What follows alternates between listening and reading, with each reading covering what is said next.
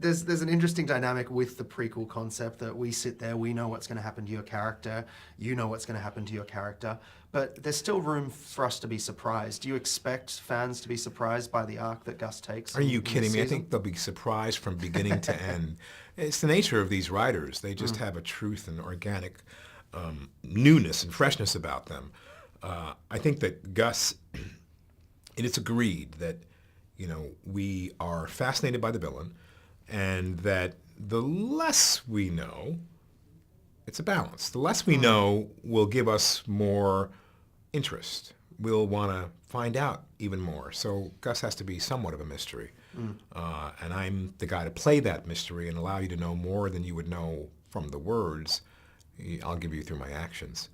But certainly to deconstruct and have the opportunity to deconstruct a character that you know what's already happened to him and go back in time allows you to create something new.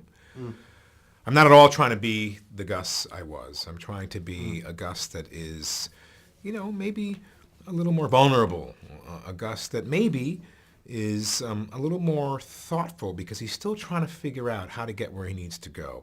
He's trying to figure out how to marshal all of his power, wisdom, and all of the forces that are around him to get what he wants.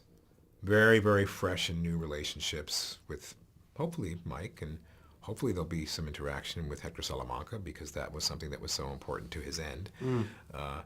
It's exciting to think backwards and to try to be present in the moment and lighter and more generous of spirit and not as confident and allow the audience to see that person become that in front of their eyes. You talked about the performance that you provide for the character, and one thing that struck me in Breaking Bad was the physicality you give to the role, because he's so menacing, not just in tone but in his presence in every scene. Is that something that you are considering heavily in how you're interpreting his previous self? You bring your own lights. It's an old saying in Broadway theater. I've done 13 Broadway musicals. You got to bring your own lights. And, we know as human beings, whether you're an actor or not, when to turn your light on. Beautiful woman walks in the door and she gets your attention a little bit, and you kind of do that little thing. You bring your own lights. And, for me and with Gus, I've always believed that acting is physical.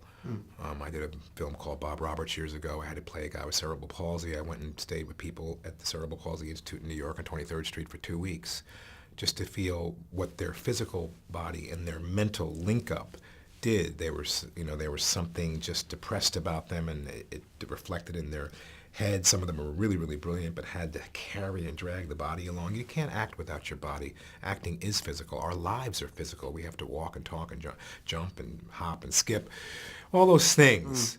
And so, when I play Gus, man, it's like all of a sudden my back is straight. I have the certain chin. My energy has just completely gets adjusted physically because those are the characteristics that I gave to the character, and I want to maintain those.